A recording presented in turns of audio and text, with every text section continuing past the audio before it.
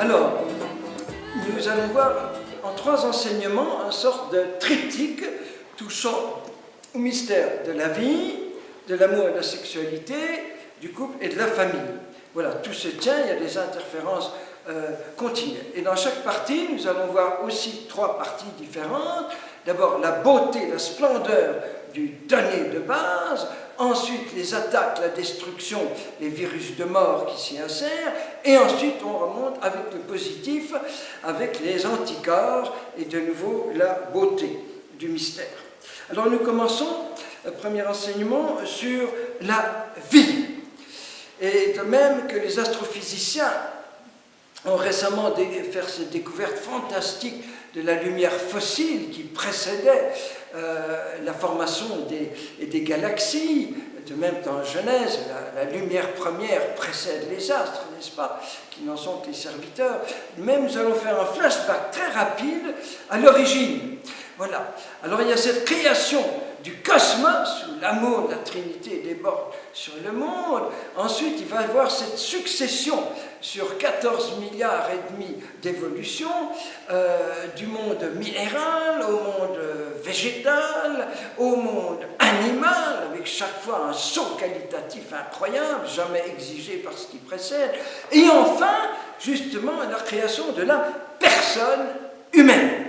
Comme si tout ce qui précédait pendant 13 milliards et demi d'années était pour former comme un berceau pour ce Noël, voilà cette naissance du premier être humain. On ne sait pas exactement où et quand, voilà, mais on en voit tout de suite les signes dès qu'on voit la technologie déjà au service de la vie, les premiers outils, les premières maisons, etc., etc. Et tout à coup, un être humain qui fait ce qu'aucun animal ne pourra jamais faire, inventer le GPS, marcher dans la Lune, etc., etc.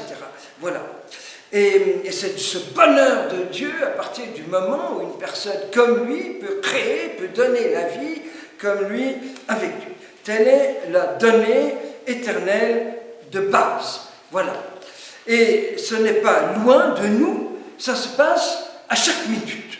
À chaque minute, il y a de nouveau ce miracle d'une personne humaine créée par Dieu avec des co-créateurs, un papa et une maman, normalement, du moins un homme et une femme, et qui donnent la vie ensemble, des créatures avec le Créateur, ce qui fait que la conception, c'est ma première Pentecôte. Ça suppose cette roue, ce souffle qui a été soufflé sur Adam et qui a été soufflé sur moi pour que j'existe. Voilà. Et je le sais parce que l'immense différence avec toutes les autres créatures, c'est que la personne humaine est immortelle. Quand je chante « Tu es saint, tu es fort, tu es immortel », je ne suis ni saint ni fort, mais je suis déjà immortel. Cela veut dire que ma vie n'a pas de fin. J'ai un futur infini devant moi. Nous verrons ça dans un autre enseignement plus tard. Et ça, c'est extraordinaire. J'ai un commencement, mais je n'ai pas de fin. Voilà. Et ce souffle, cette rouha qui me donne l'immortalité, est venu par un débordement d'amour personnifié pour moi. Jésus m'a aimé, m'a désiré, même si je n'aurais pas été désiré par mes parents. Et ça, c'est une guérison de tous ceux qui ont été conçus de manière peut-être un peu triste, du moins en dehors d'un grand amour, ce qui fait un peu pleurer le Seigneur parce qu'il aime que la vie soit donnée dans un maximum d'amour, comme lui la donne, mais même alors, il a voulu que j'existe. Voilà. Et cette Pentecôte originelle, elle est permanente. Il y a une genèse continuelle, comme pour tout le cosmos, ce que nous prouvent les astrophysiciens, avec l'apparition de tout le temps les nouvelles informations, au sens génétique du terme. Eh bien, c'est à chaque instant que je reçois la vie de Dieu. Ce que la petite Thérèse a si bien dit en disant moi, pauvre petite créature, je retomberai dans le néant si ton divin regard ne me regardait pas la vie, ne me donnait pas la vie à chaque instant. Et encore, mon ciel, c'est de sentir en moi la ressemblance du Dieu qui m'a créé de son souffle puissant. Ce que va confirmer ces textes extraordinaires des derniers papes, mais surtout Jean-Paul II, dans son admirable hymne à la vie, une véritable symphonie qui est son encyclique plus actuelle que jamais, Évangile de la vie, où il va nous dire les époux sont des coopérateurs dans la conception et la génération d'un nouvel être humain. Dans la paternité et maternité humaine, Dieu lui-même est présent. Voilà, il y a eu cette intervention directe comme pour faire passer le monde animal au monde proprement humain. Voilà. Et il va se référer beaucoup au mystère de la visitation, dont nous avons une très très belle icône ici, savoureuse. Nous voyons les deux petits-enfants dans le sein de leur maman, et déjà Jean-Baptiste incliné en adoration devant son Sauveur encore zygote, Dieu se faisant zygote, et puis embryon, et puis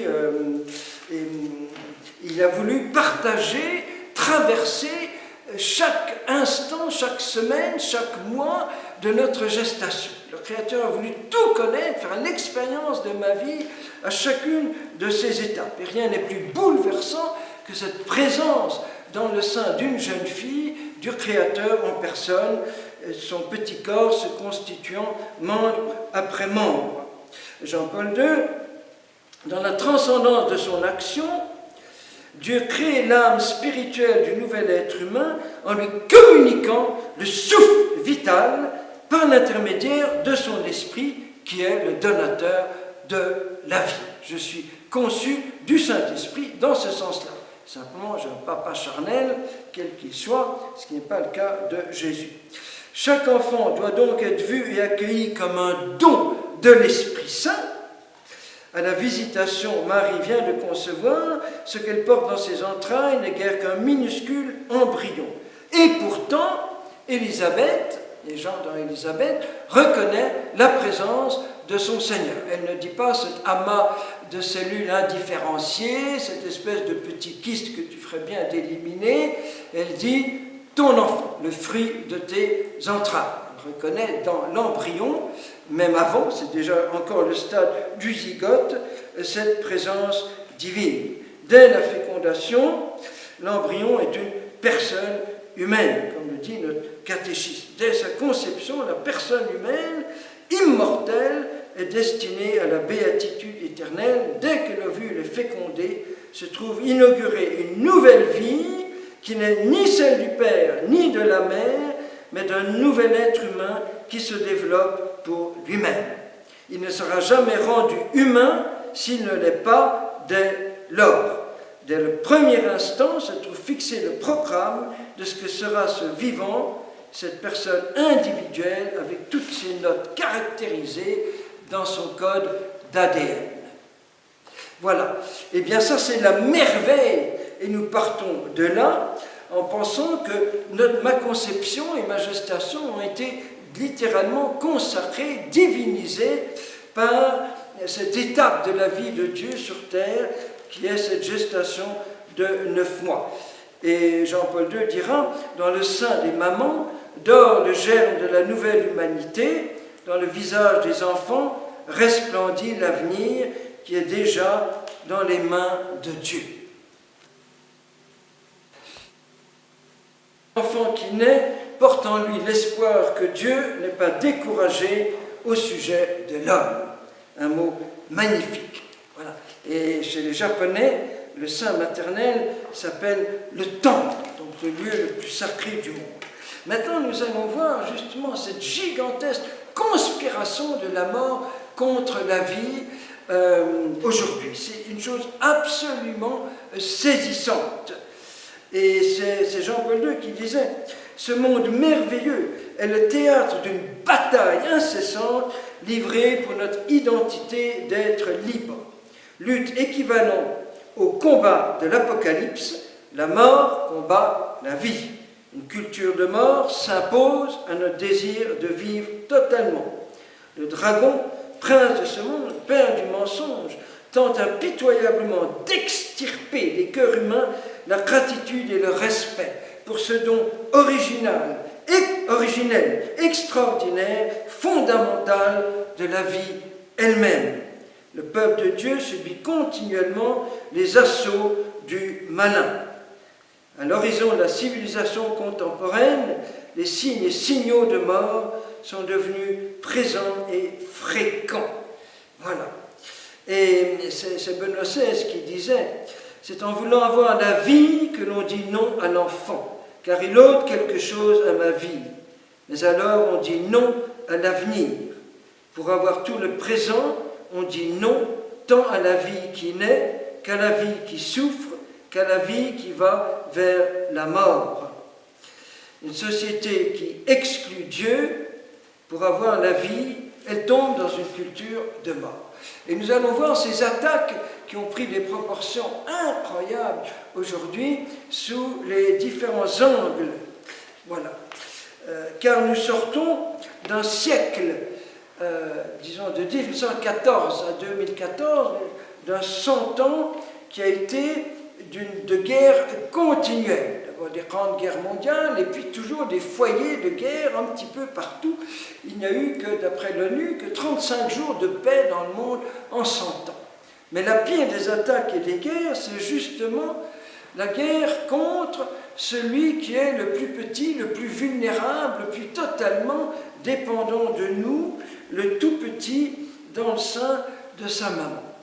Alors avant d'en parler, et je le fais en tremblant, je voudrais demander pardon à toutes celles qui pourraient être heurtées parce que nous allons voir, parce qu'elles ont vécu cette grande souffrance, cette grande déchirure imposée par la société, imposée suite à tant et tant de pression terrible de l'entourage, du conjoint, etc., et qui ont vécu cette blessure-là.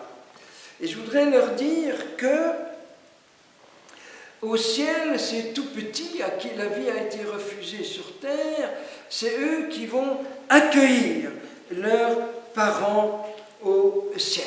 Maman, surtout papa, tu n'as pas voulu de moi, tu n'as pas pu me garder sur terre, mais moi, je t'accueille, tu es chez Dieu, tu es chez moi, donc vous êtes chez vous, et maintenant nous sommes pour toujours ensemble.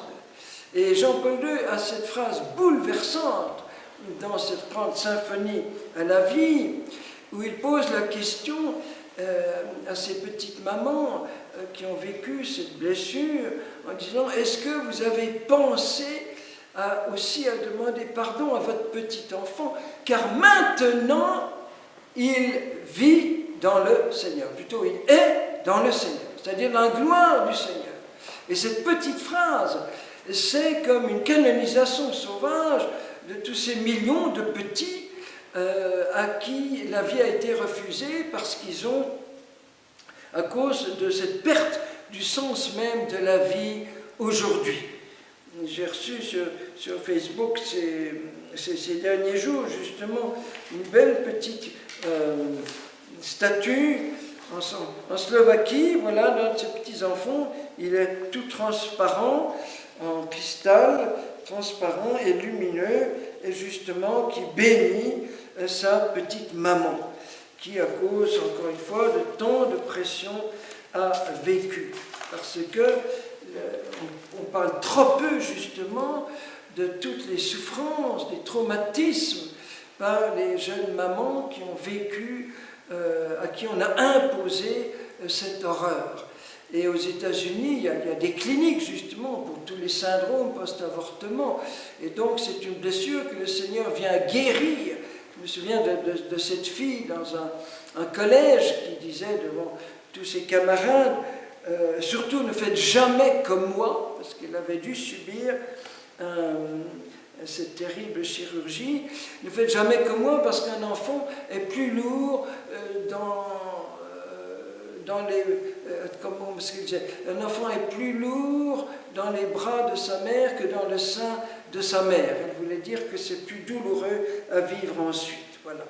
Et ce qu'il faut dire que cette première des guerres, des violences, des exclusions, des injustices, de la discrimination, de la torture tout cela s'est prototypé dans cette guerre des puissants qui s'arrogent le droit de vie et de mort sur justement ceux qui sont les plus faibles, qui n'ont pas d'armes pour se défendre, tous les innocents, les inoffensifs, dont le seul crime, c'est tout simplement d'exister, c'est d'avoir reçu la vie.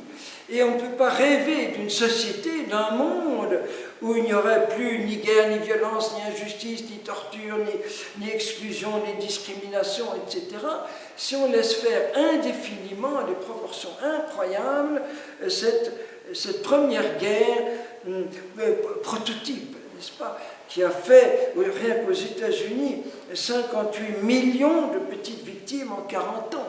Alors qu'en 3 siècles de guerre, y compris celle du Vietnam, il n'y a eu, c'est déjà beaucoup trop évidemment, qu'1 million de victimes.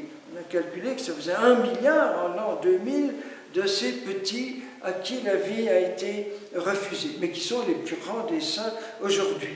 Voilà. Et donc tous les droits de l'homme s'écoulent dès que tu retires ce premier droit à la vie.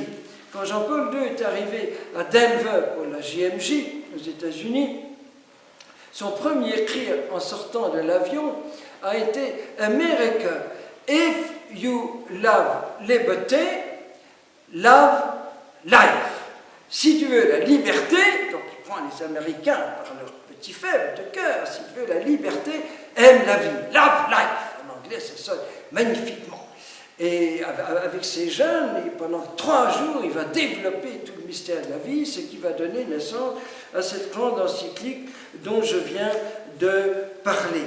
Voilà. Et c'est lui qui dira, la vie qui pourrait naître devient l'ennemi numéro 1. Revendiquer le droit à l'avortement, c'est revendiquer le pouvoir absolu sur les autres et contre les autres. C'est la mort de la vraie liberté. Celui qui attente à la vie humaine, attente à Dieu lui-même.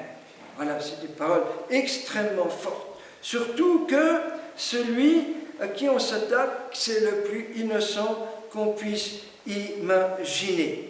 Et Mère Teresa avait tellement souligné le lien avec la paix. Le plus grand destructeur de la paix dans le monde aujourd'hui, c'est l'avortement.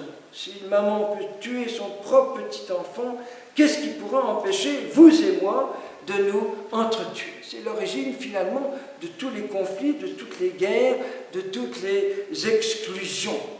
Et nous pourrons dire à ce propos-là aussi que, heureusement, aujourd'hui, beaucoup de médecins et de chirurgiens qui ont été obligés pendant des années à faire ce crime finalement, eh bien aujourd'hui l'avouent.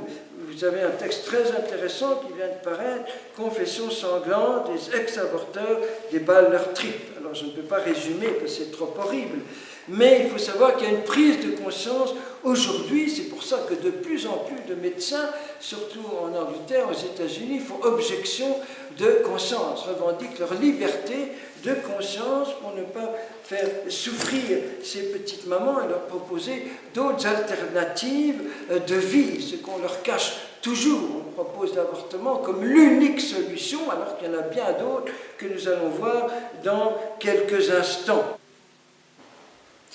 Nous parlions de cette grande blessure qu'on n'ose même pas nommer, mais qui est vécue par tant de toutes jeunes filles dès l'âge de 14-18 ans, je ne peux pas donner tous les chiffres, etc. D'ailleurs, en petite parenthèse, comme je ne peux pas tout creuser ici, donner des statistiques, des chiffres, des références, vous aurez tout dans mon petit livre « SOS, la vie, on la tue, mais la vie l'emportera ». Donc, pour en savoir plus, vous avez tous les documents dans ce petit ouvrage. Et voilà. Et nous voyons tant et tant de jeunes femmes enceintes qui ont pu éviter ce drame parce qu'elles ont été reçues, accueillies par ces merveilleux lieux d'accueil de personnes, de femmes en difficulté. Il y en a tellement, ou bien qui ont trouvé des familles pour adopter leur petit enfant dès avant sa naissance. Du coup, elles sont allées jusqu'à la naissance et aucune n'a jamais retraité ce petit enfant qu'elles ont finalement accepté, accueilli, parce qu'elles étaient entourées de toutes ces personnes pleines d'amour. Je me souviens à Lourdes, avec l'œuvre Notre-Dame de Miséricorde, ces dizaines de petites mamans qui finalement n'ont pas voulu que leur enfant soit adopté, tellement elles étaient heureuses d'être arrivées jusqu'au bout de leur gestation. Vous voyez, ça c'est très beau. Surtout que maintenant, les gynécos, les obstétriciens nous montrent comment l'enfant non seulement laisse une trace psychologique, mais aussi une trace physiologique dans le sein de sa mère. Je voudrais insister sur la répercussion sur tant de jeunes. D'un côté l'avortement, de l'autre l'euthanasie, on va y arriver, parce que ça crée une sorte de morbidité ambiante, une sorte d'insécurité, d'instabilité. On peut être zigouillé n'importe où à tout instant, à la limite, et c'est la vie qui est tellement galvaudée. Et ça a une grande influence sur tous ces débordements de violence chez tant de jeunes, tous ces films d'horreur, les jeux de rôle, etc., cette obsession de la mort, mais morbidement vue avec Halloween, etc., etc. Tous ces suicides de jeunes, tout cela, je crois que c'est en connexion avec ce mépris de la vie traité de manière tellement inconsciente et galvaudée. Nous arrivons à un nouvel aspect aussi, c'est le problème des manipulations génétiques. Voilà.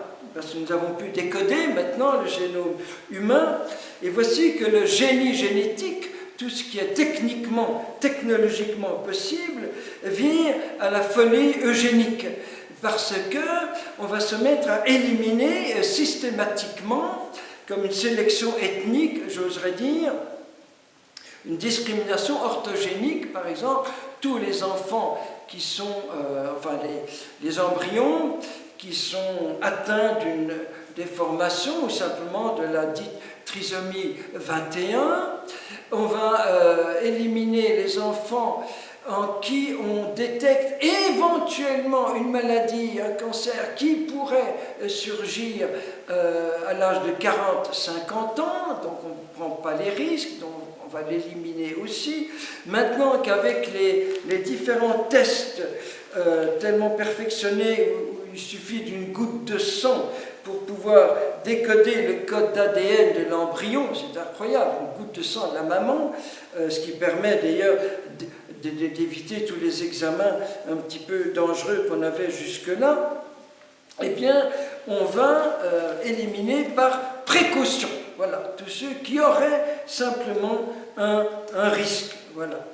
Et alors, il y a tout ce problème de tous les embryons dits surnuméraires. Heureusement, on arrive à les diminuer beaucoup aujourd'hui dans le cas de la FIVT, mais jusqu'à présent, c'était énorme. Pour 14 500 enfants nés par FIVT sur une année, il a fallu, par stimulation ovarienne, créer 278 000 embryons, c'est-à-dire une moyenne de 19 par naissance. Heureusement, maintenant, on est arrivé en perfectionnant la chose, mais tout de même, depuis 1978, ça fait 14 millions de petits embryons pour 4 millions de bébés nés par FIVT. Voilà.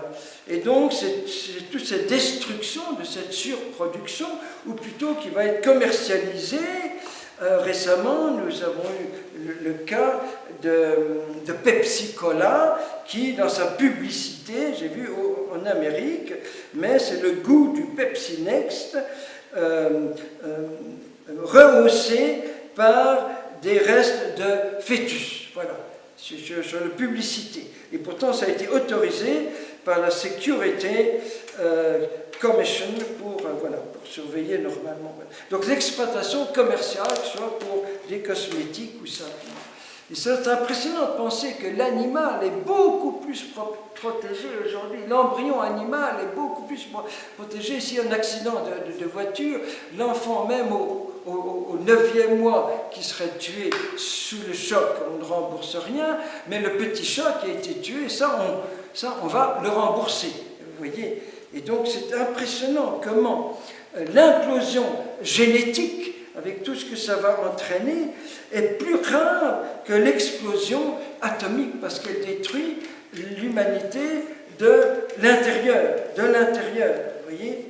Et c'est tous les dangers de la médecine dite prédictive, bien sûr qui est très importante, il faut y avoir appel, mais attention à ce que ça ne vire pas dans une dictature qui pourra imposer tel type de morphologie, tel type de constitution humaine pour tout un État. Vous voyez, aujourd'hui, il n'y aura plus besoin pour Hitler de faire la Shoah. Ce ne serait plus du tout nécessaire, parce qu'on pourrait fabriquer des Aryens parfaits, rien que par manipulation génétique. Donc, c'est dire tous les dangers en cas de dictature. Je ne peux pas développer tout ça, ce serait beaucoup trop long, vous voyez.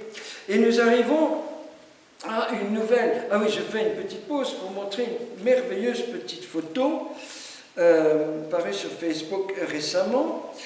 C'est de deux petits prématurés, dont l'un, un garçon et une fille. Et la fille était en train de mourir à petit feu, mais très rapidement. Et elle avait été séparée de son petit frère jumeau. Et une infirmière a l'idée géniale de dire « Mais pourquoi est-ce que vous ne les remettez pas ensemble? Ils ont été pendant 9 mois collés l'un à l'autre. Pourquoi est-ce que vous les séparez maintenant ?» Finalement, le corps médical accepte. Et dès qu'on remet la petite fille mourante à côté de son frère qui, lui, est en bonne santé, eh bien, il a spontanément ce geste merveilleux de l'étreindre, de le prendre par les bras, et à partir de ce moment-là, la petite fille ressuscite, si je puis dire, et voilà. Mais c'est très beau de montrer comment cet amour fraternel, déjà présent dans le sein de la mère, continue après. Et je fais une petite interprétation théologique. Dieu s'est rendu le frère jumeau de cette pauvre humanité malade et mourante, et quand on les sépare, eh bien, l'humanité meurt, tandis que quand elle revient dans l'étreinte de Dieu, eh bien, elle revit. Vous savez que des archéologues ont retrouvé en Allemagne récemment des squelettes enterrés il y a environ 6000 ans, où vous voyez déjà la famille nucléaire. Vous voyez un papa et une maman s'étreignant, ils ont mis leur corps comme ça avec leurs 2 petits-enfants ensemble.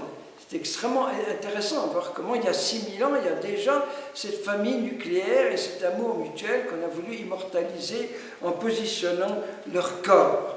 Vous voyez une autre photo aussi d'un petit prématuré, vous voyez, et ça c'est un âge où on élimine tellement facilement jusqu'au moment de la naissance.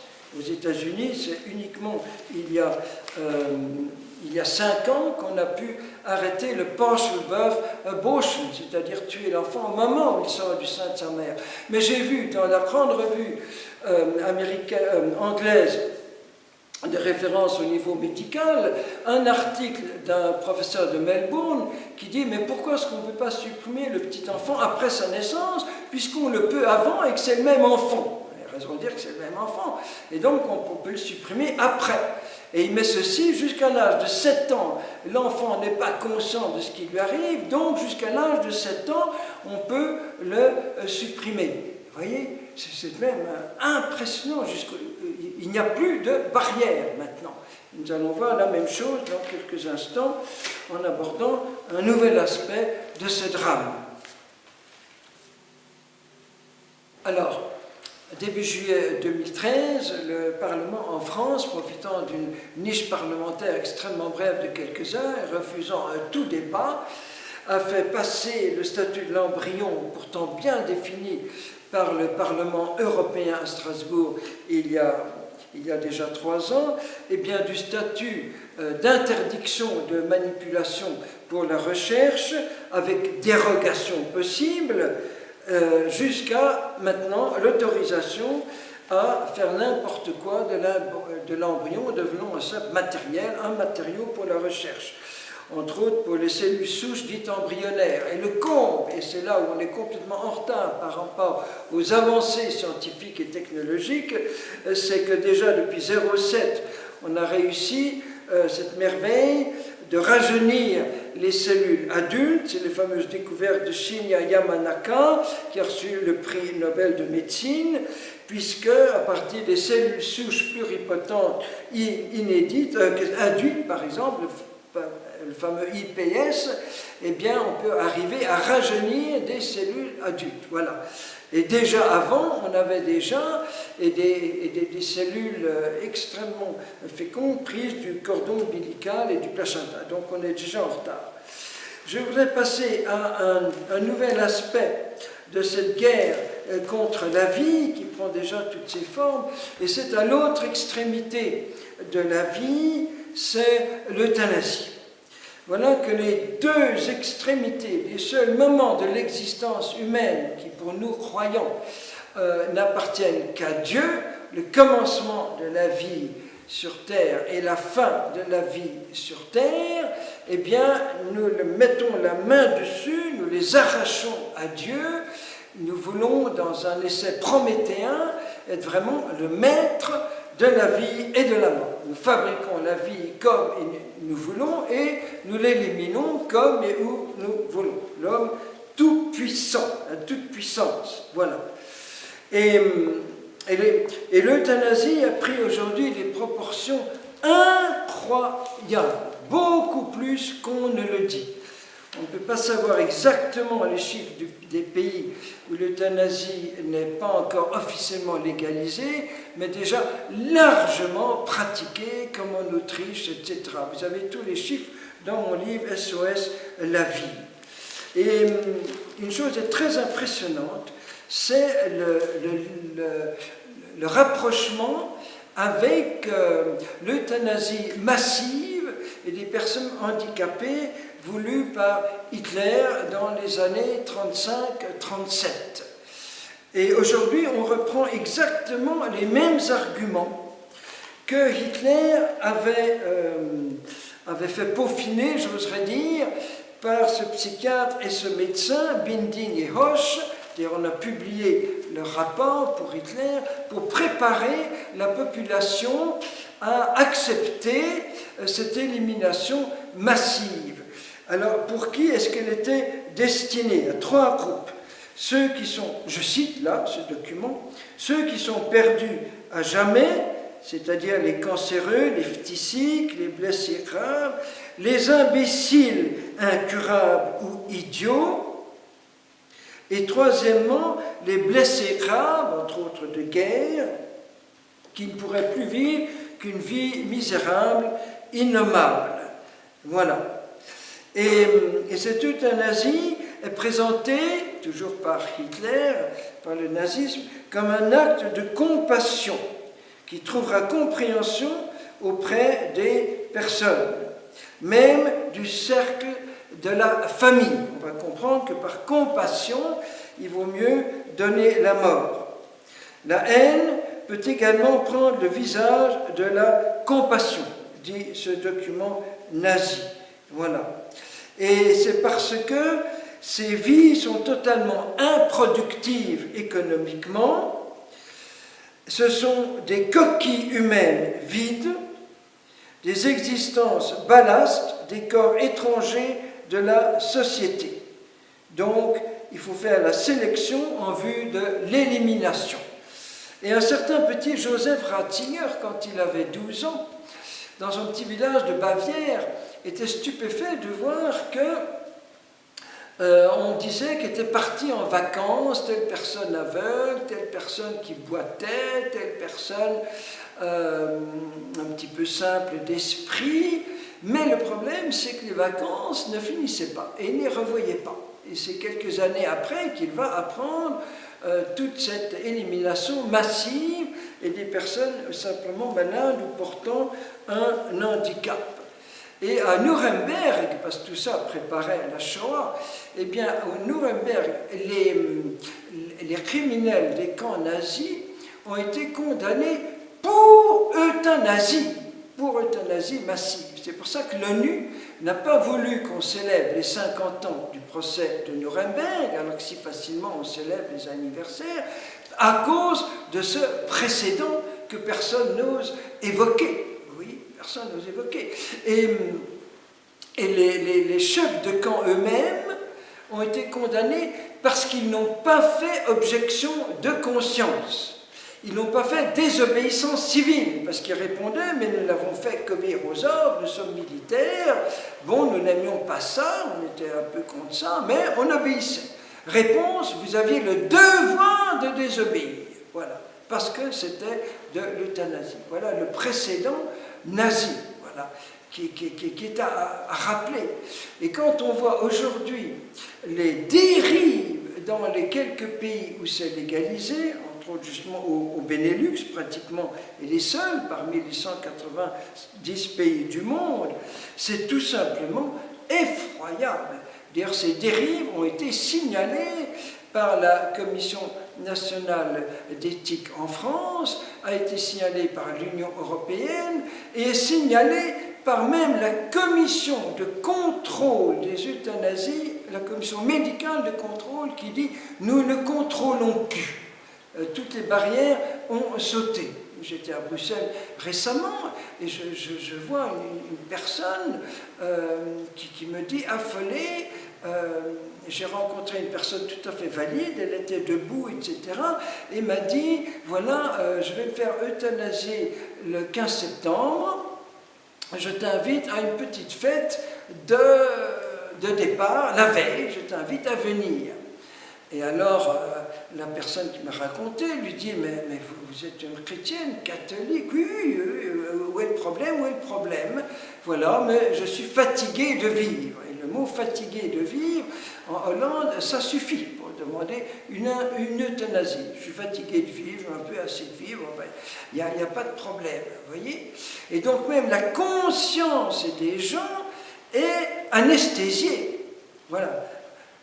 Il y a l'euthanasie, on va être euthanasié, mais la conscience, il n'y a même plus de réaction. On finit par trouver ça tellement normal. Et quelquefois pour un oui ou pour un non. Il y a des médecins qui vont euthanasier une personne uniquement parce qu'on a besoin d'un lit de plus à l'hôpital, donc la personne la plus malade, on la fait partir en douce. Toujours sous d'autres prétextes. J'ai vu un homme en larmes devant moi parce qu'on avait euthanasié sa maman alors qu'il était encore très lucide, bon, malade, mais elle était bien, il avait encore vu la veille, et on a fait passer ça pour un AVC pendant la nuit. Il sait parfaitement que c'était une euthanasie. Donc ça a pris des proportions. Là où la loi voulait qu'il y ait 3 médecins qui soient consultés et qui se prononcent, maintenant c'est un seul médecin qui s'arrange à lui tout seul le droit de vie ou de mort. C'est pour ça que dans ces pays, toutes les personnes âgées vont maintenant en Allemagne dans les homes de personnes âgées, parce que là, au moins, elles sont sûres qu'elles vont être protégées. À cause, l'Allemagne est tellement stricte là-dessus, à cause des antécédents que je viens d'évoquer. Elle ne tient pas du tout à retomber en plein nazisme, vous comprenez. D'ailleurs, pour revenir au nazisme, ce sont les grandes voix de la hiérarchie catholique et protestante qui ont crié le fameux cardinal von Galen de Münster, n'est-ce pas, qui a fait une lettre qui a été lue dans toutes les paroisses d'Allemagne au moment où il a été mis au courant de ce projet d'éliminer 37 000 personnes handicapées, et il a dit, mais ça vous attend, vous et moi aussi, je vais être éliminé n'importe où, n'importe quand, nous sommes tous concernés. Et Hitler a dû faire un peu marche arrière, un petit peu, il en a diminué le nombre à cause de cette héroïque résistance de la hiérarchie catholique, vous voyez. Et donc, dans ces pays, on préfère aller en Allemagne parce que là, dans les homes de maisons de personnes âgées, eh bien, on peut être zigouillé n'importe quand, sans même l'accord de la famille. En Angleterre, où ce n'est pas encore légal, le chiffre officiel donné au Sénat l'autre jour, enfin dans la House of Lords, c'était qu'un décès sur 3 en Angleterre, dans les hôpitaux de l'État, c'est une euthanasie. Voilà. Et j'ai les chiffres pour la Hollande, c'est effrayant. Le nombre de ceux qui sont euthanasiés sans consentement de la famille et souvent sans consentement de la personne. Vous voyez, enfin j'ai tous les chiffres dans mon prochain livre, je n'ai pas le temps de les citer ici. Et alors on arrive maintenant à ce comble du comble qu'on va légiférer en Belgique. Peut-être le temps que vous voyez ce DVD, ce sera déjà fait pour faire comme en Hollande, diminuer l'âge possible aux enfants. En Hollande, c'est à partir de 12 ans, et maintenant en Belgique, il n'y a pas de limite. Donc un enfant pourra être euthanasié uniquement parce qu'un médecin va le décider, même si sa famille serait opposée. C'est dans le projet de loi, parce qu'on dit, comme les parents aiment leur petit enfant, donc leur jugement n'est pas objectif. Voilà, et donc c'est le médecin ou une tierce personne de la famille qui va décider, eh bien il faut l'éliminer. Alors, nous voyons aussi dans tous ces pays où c'est légalisé, les dérives incroyables. Je prends un seul chiffre en Hollande, en 0,3, il y a eu 3000 euthanasies, dont 1000 sans consentement de la personne. Et en plus, comme c'est le médecin qui décide pratiquement seul et que c'est lui qui fait le compte-rendu, eh bien on soupçonne qu'on en fait beaucoup passer sous un autre motif, vous voyez, AVC, crise cardiaque, etc. Mais en fait, c'est des euthanasies. Et le conséquent dans les centres de soins palliatifs, dont je vais parler dans un instant, même là, on permet de faire de la pub pour l'euthanasie. On va voir les conséquences psychologiques dans un instant. Et alors, comme il n'y a aucune limite maintenant, eh bien, en Hollande et en Belgique, ça va être déjà la légalisation de l'euthanasie pour les enfants, sans limite d'âge. Et donc, un enfant, un médecin ou un tiers personne de la famille, parce que pour les parents, on va dire, comme ils aiment leur enfant, ils ne peuvent pas être objectifs, eh bien, une personne pourra décider si on l'élimine ou pas. Vous voyez, on l'élimine ou pas. Et ça, c'est effrayant. On est retombé dans l'infanticide, donc une régression d'au moins 3000 ans d'histoire de l'humanité, puisque le judéo-christianisme avait réussi à éliminer les crimes infanticides des civilisations précédentes. Et là, c'est une régression impressionnante, même en enfant. Voilà. On pourra demander si, voilà, j'ai plus envie de vivre, etc. Voilà, c'est effroyable. Et comme si ça ne suffisait pas, en plus, il y a maintenant le suicide assisté, voilà. Comme si le suicide n'était déjà pas un drame épouvantable, la pire épreuve qui puisse arriver dans une famille, vraiment ce qui est le plus culpabilisant, ce qui est le plus atroce, qui met le plus de temps à cicatriser, voilà qu'on encourage, on donne tous les moyens pour aider un jeune à se suicider. C'est les kits trouvés en pharmacie, en Belgique, avec toutes les différentes méthodes, etc. C'est les fameuses cliniques de la mort en Suisse, dont la fréquentation a augmenté de 47% en l'espace de 4 ans. Et il y a des récits pathétiques où les personnes qui aident la personne à se tuer en ont la nausée, des cauchemars, n'en dorment plus. Mais on continue, et souvent sur des motifs, sans aucun motif. Voilà, j'ai plus envie de vivre, eh bien ça suffit. Alors c'est surveillé par la police, par caméra, pour que le dernier geste, ce soit la personne elle-même qui le donne et pas le médecin. Vous voyez, donc c'est des euthanasies plus ou moins camouflées, vous voyez. Et ça touche aussi à la sédation palliative, qui est une sorte d'euthanasie lente, douce. 10% des décès en Belgique, c'est par sédation palliative. Qu'est-ce que ça veut dire ? Ça veut dire qu'évidemment, pour éliminer au maximum la souffrance, quoi qu'on arrive à le faire à un très très grand point, eh bien on va arracher, frustrer la personne d'une belle mort, d'une mort digne, belle, avec toute sa liberté. Il y a de tellement beaux récits de belles morts où c'est le plus grand moment de la vie, le plus intense, préparé durant toute une existence, où souvent tu es entouré de ta famille, tu peux faire tout un petit testament, dire les dernières paroles d'adieu à ton épouse, tes enfants, etc. J'ai un ami qui a été très frustré parce qu'on a fait sédation palliative sans lui demander, pour son papa qui était encore en super forme, il parlait librement, la la veille au soir, et puis on l'a endormi complètement pour qu'il ne souffre pas, alors qu'il offrait toutes ses souffrances, et la famille a été privée des derniers moments avec lui, lui-même a été privé. Mais nous verrons ça dans un autre enseignement sur le sens de la mort. Alors quelles sont les conséquences psychologiques sur toute cette euthanasie massivement généralisée qui nous pend au nez très bientôt en France, comme dans ces autres pays? C'est d'abord la perte de confiance dans le médecin ou dans l'infirmière.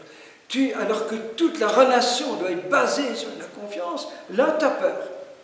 Tu sais qu'il est capable de t'injecter un cocktail éthylique quand il veut, sans même que tu le demandes.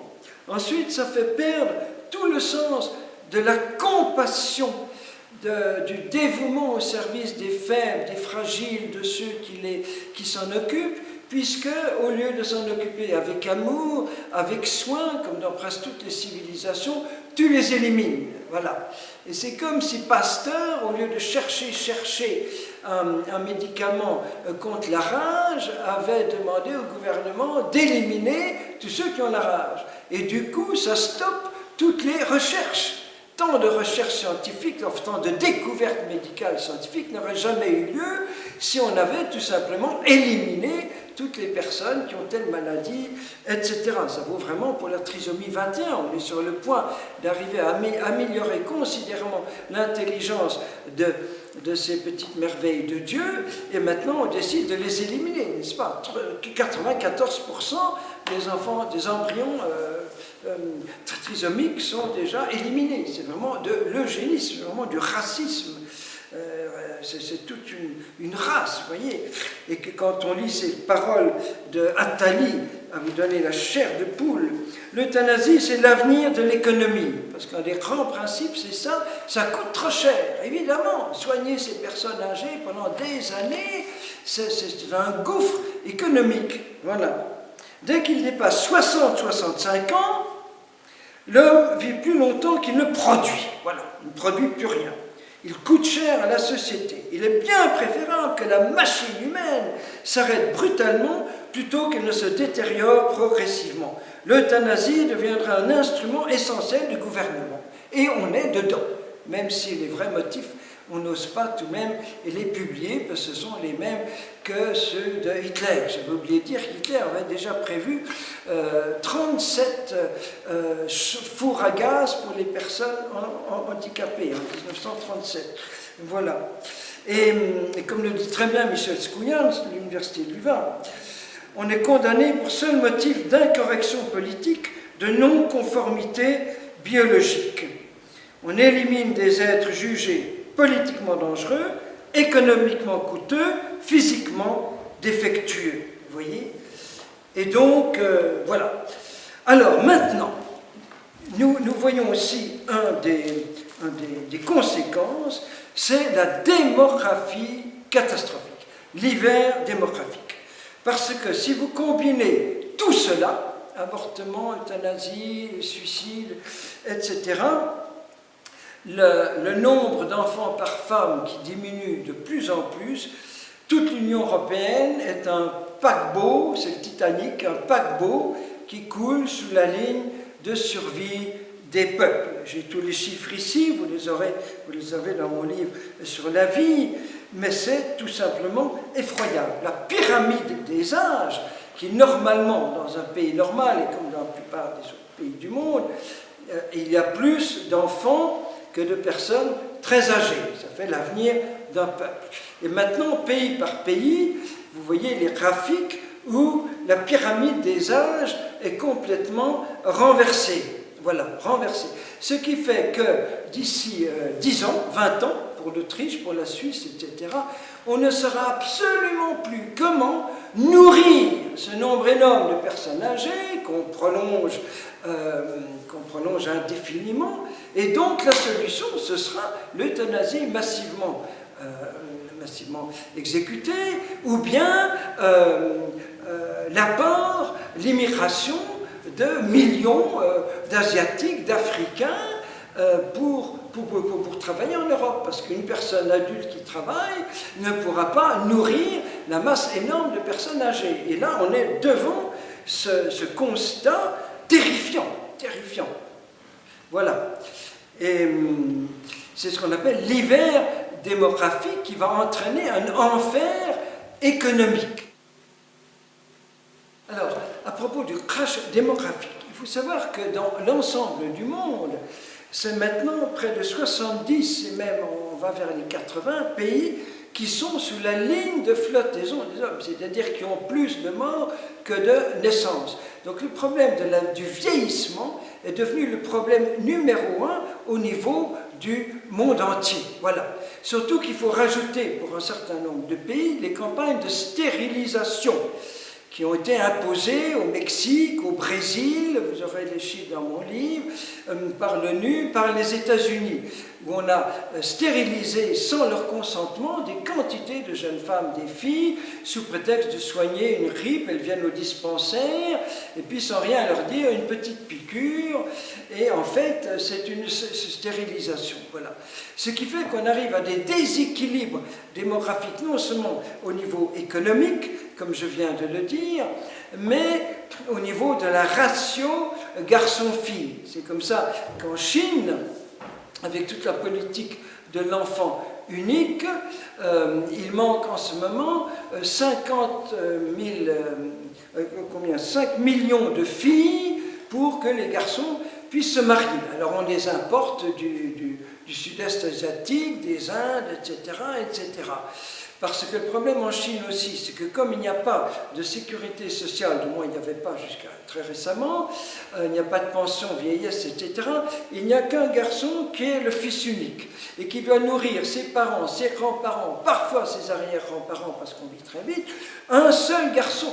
Et quand il y a une catastrophe, que le garçon est tué dans un cataclysme, les parents, grands-parents n'ont plus personne pour les faire vivre. Voilà. Et c'est pour ça qu'ils choisissent plutôt les garçons que les filles. C'est la même chose en Inde. Et ici, en Europe, c'est la même chose. Vous avez les chiffres où ce sont toujours et encore les filles, les femmes, qui sont les premières supprimées. Par exemple, en Géorgie, etc. Vous avez 114 naissances de garçons pour 100 naissances de filles. Alors que normalement, en laissant faire la nature, c'est très équilibré.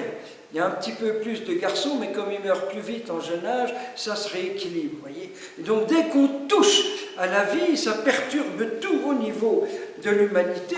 Et qu'est-ce que ça veut dire? Un pays qui vieillit, un pays qui devient un pays de petits vieux, comme nous ici en France, c'est un pays qui perd sa vitalité, sa créativité, son dynamisme.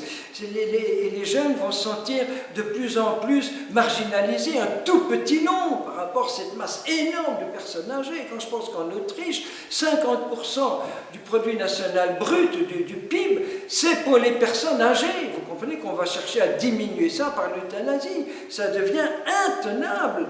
Quand je pense que quand je prends les taux de fécondité pour l'ensemble de l'Union européenne, c'est 1,5 par femme en fond, alors qu'il faut normalement 2,2 pour maintenir l'équilibre. Alors qu'en Turquie, c'est le double, c'est 2,2, et que les pays islamiques, c'est 5,2.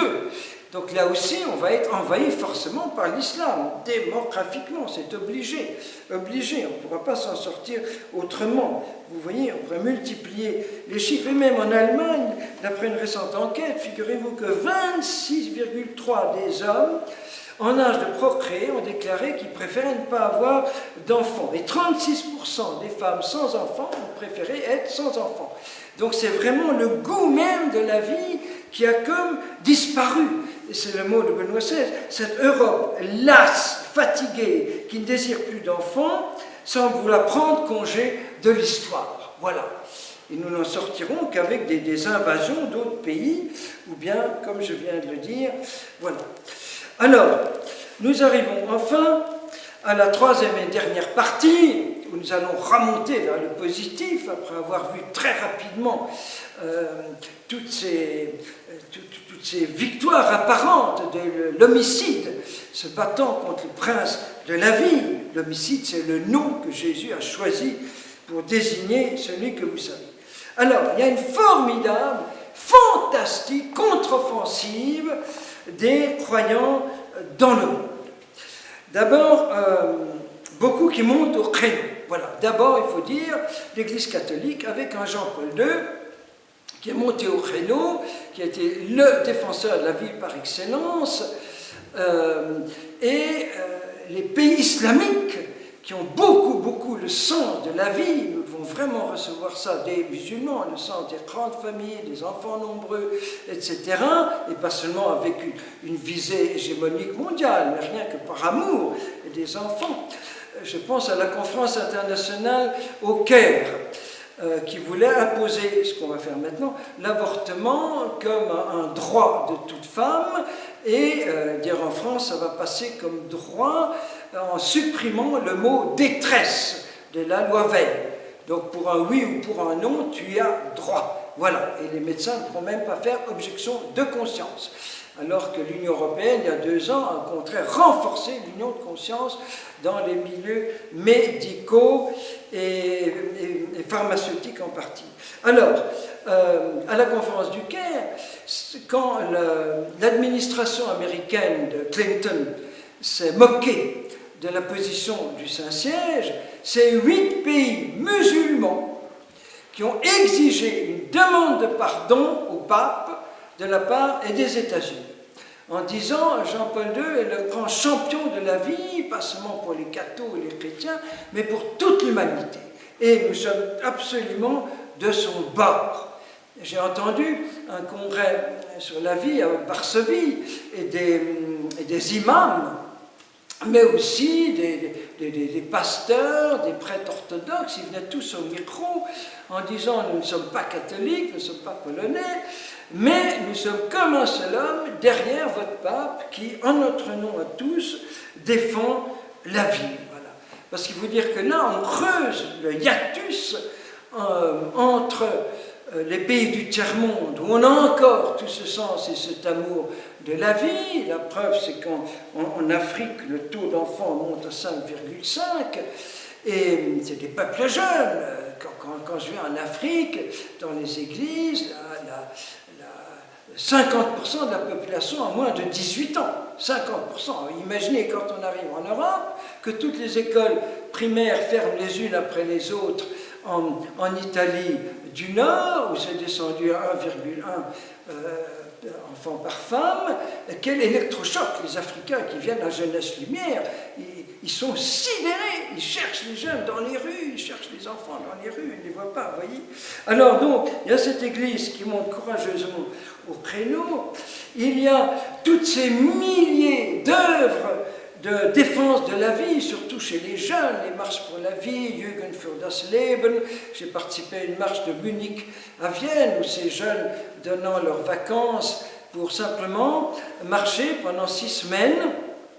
Alors ils arrivent dans les petits villages du Tyrol et ils se mettent à danser en disant quel bonheur de vivre, quelle joie de vivre, mais quelle tristesse que tant de nos camarades sont tombés dans la guerre. Alors vous avez les vétérans allemands, autrichiens, mais de quelle guerre est-ce qu'ils parlent? La guerre mondiale est terminée, il y a belle lurette. Et les jeunes qui disent, mais non, la guerre qui a lieu en ce moment, la guerre contre les enfants, contre la vie, nous sommes les heureux rescapés, mais les malheureux d'avoir perdu tant de... Voilà. Vous avez aussi, par rapport à l'euthanasie, ces merveilleuses maisons de soins palliatifs en train de se multiplier partout. Je pense au Canada, dans les plus beaux endroits, des lacs, des forêts enneigées, ces maisons pour les 3-4 dernières semaines de vie, avec un bon feu de cheminée, des fleurs fraîches, des médecins mais qui ne sont pas en tenue médicale, des familles qui peuvent venir loger dans les maisons autour, et comme ça les personnes terminent leur vie dans la douceur, la paix et la beauté. Et il n'y a jamais eu de demande d'euthanasie. Parce que la demande d'euthanasie, la plupart du temps, c'est un SOS, c'est un cri. Ça veut dire, mais je n'existe pour personne, je ne compte pour personne, j'ai plus jamais mes enfants qui viennent me voir, je suis trop seul, tuez-moi, tuez-moi. C'est un cri désespéré. Et quand on fait droit à ce cri, ça veut dire qu'on enfonce la personne qui pense, ben oui, vraiment, je ne compte pour personne, ma vie ne vaut rien. Voilà, si on accepte l'euthanasie, c'est la consommer, ma vie ne vaut rien. Alors que quand on est entouré de sa famille, entouré d'amour, entouré de temps, de dévouement, de générosité, on trouve encore une joie de vivre jusqu'à la dernière minute et ça permet de partir vers le ciel dans la paix et même dans la joie. Voyez. Dans le domaine de la défense de la vie, justement, redonner le goût de la vie, je pense à un certain nombre d'actions symboliques qui ont beaucoup impressionné les gens aux États-Unis et en Italie.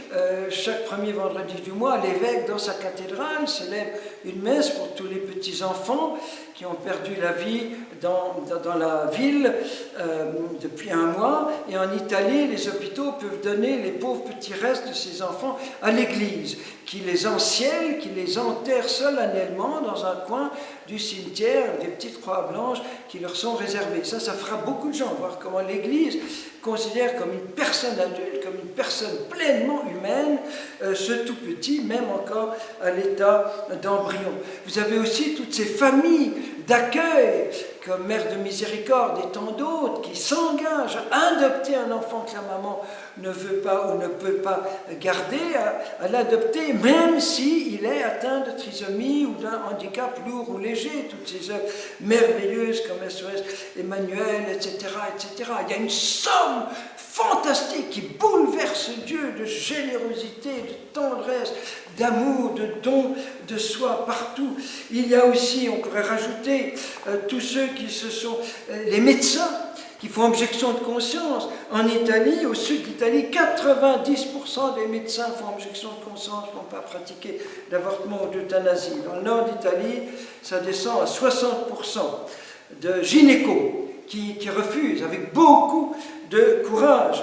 Vous avez aussi des chercheurs, un Jérôme Lejeune, on le connaît tous, c'est un des grands saints d'aujourd'hui. C'est lui, vous vous rappelez, quand un jour à la télévision, on voit des personnes qui parlent d'éliminer tous ces petits monstres, les monstres, tuer les monstres de Lejeune, c'était affiché sur les murs de la Sorbonne.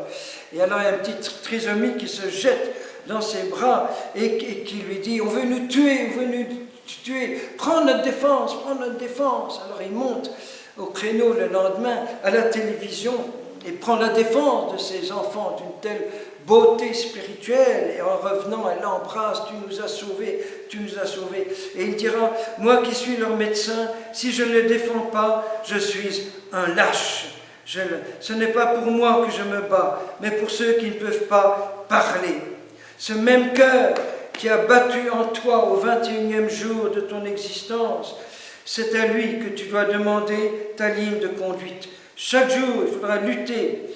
Quoi qu'il arrive, quoi qu'il advienne, nous n'abandonnerons jamais la défense de ces petits-enfants. Et c'est pour ça qu'on l'a pénalisé en ne lui donnant pas le prix Nobel, comme vous savez. Et lui, qui était le chercheur le plus populaire du monde entier, admiré dans toutes les universités du monde entier, il s'est mis tout le monde à dos quand il a eu le courage à Los Angeles de prendre la défense justement de ces tout petits in situ. C'est un homme de grand courage. C'est encore lui qui disait ce mot magnifique aussi. Ce n'est pas sur marcher sur la lune que nous serons jugés, c'est sur la parole.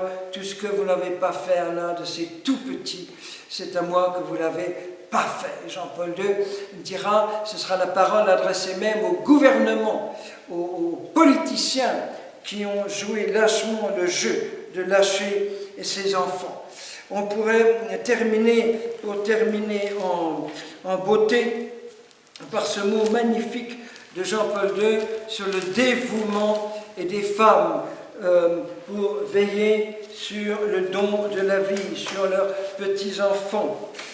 Quand il dit, dans la fin de son encyclique sur la vie, les gestes héroïques sont la célébration la plus belle de l'évangile de la vie, une lumineuse manifestation de l'amour le plus élevé.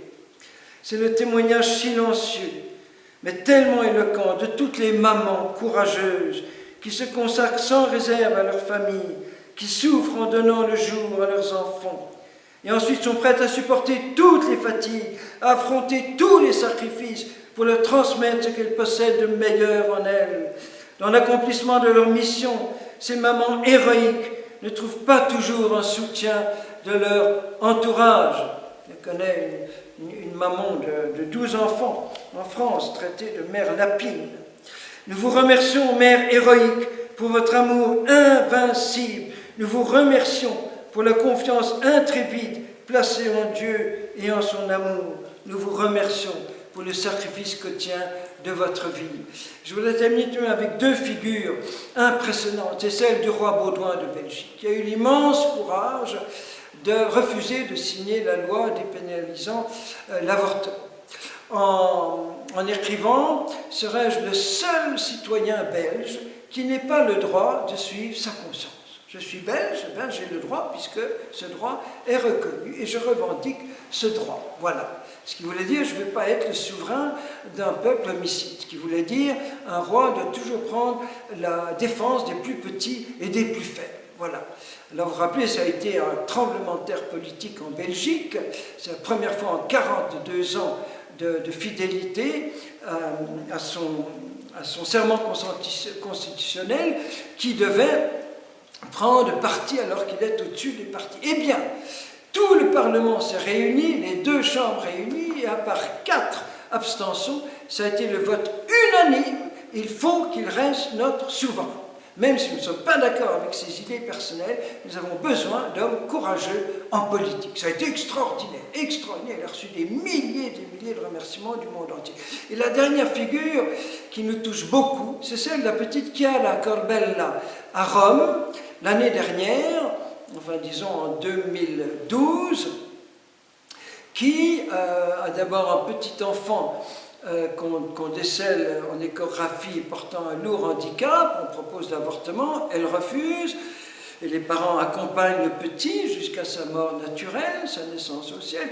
Deuxième enfant, de nouveau un grand handicap lourd, refus d'avortement, on l'accompagne tranquillement quelques mois plus tard, son enseignement. Troisième enfant, super bon, parfait, l'enfant parfait, un petit garçon.